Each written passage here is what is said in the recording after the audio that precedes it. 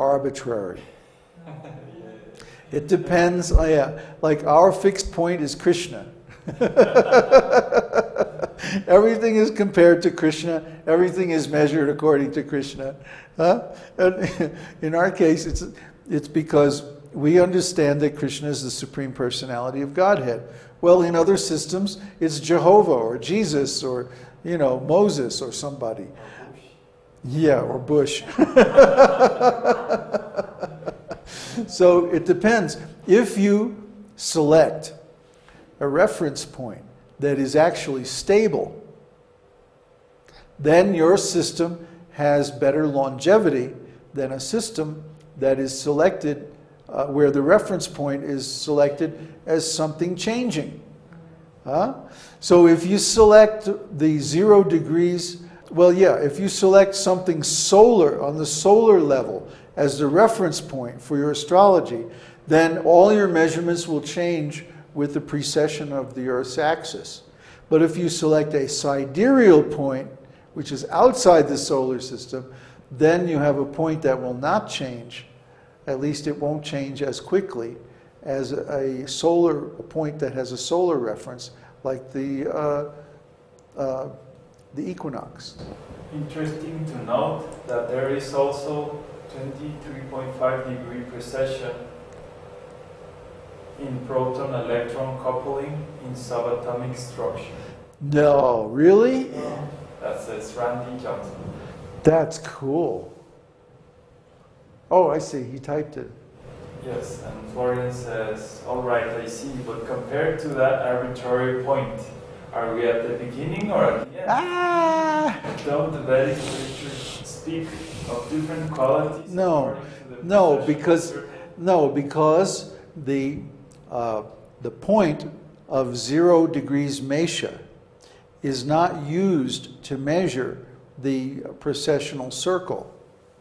Rather, the circle in the sky near the North Pole, North Celestial Pole, around which the axis of the Earth precesses, is used as the point of measurement for that particular thing. And it doesn't have any, it wouldn't have any meaning to take 0 Mesha as the point of reference for the precession. But what is important is the distance between the vernal equinox and 0 degrees Mesha.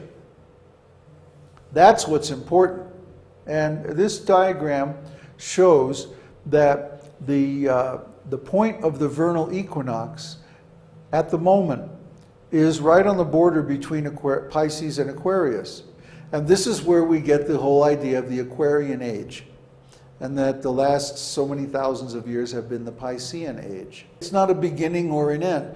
It's a reference point, and it says that these astrological changes are going to take place in the historical period. But it doesn't really mean that it's the beginning or the end. You can't say there's a beginning or an end to a circle. It's just arbitrary. You can say so many degrees from such and such a point, but you're the one who's picking the point. It's not natural.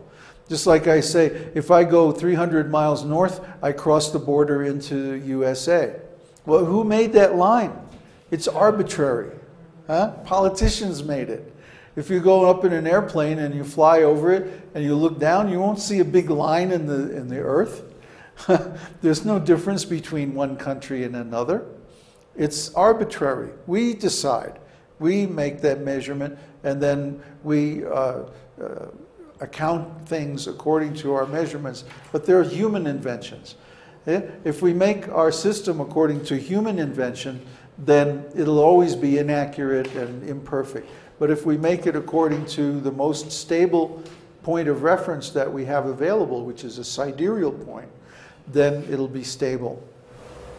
But we would be under the influence of a Rashi, right? Of a main Rashi, like it said. Florian's going, all right. Yeah. See, if you study ontology, every system has a 0 point. Every system has a point of reference. So what do you select as your point of reference? It's up to you. It's arbitrary. Greenwich. Yeah, Greenwich, huh? Yeah. So we can select something on a human level, we can select something on an astral level, on a solar level, or a sidereal, or a galactic, or a universal level. That's why we select Krishna. Krishna is our 0 point, because he's eternal. He never changes. So if all of our knowledge is based on Krishna, then it's completely stable through all 3 phases of time. Past, present, and future, for as far as you can go. There's another comment? I know. I just thought because the Mayans, etc. speak of There are different qualities, but that doesn't mean it has a beginning or an end. Well, if qualities change, it's a beginning or an end. Qualities change because of different sections of time, but time itself has no beginning or end.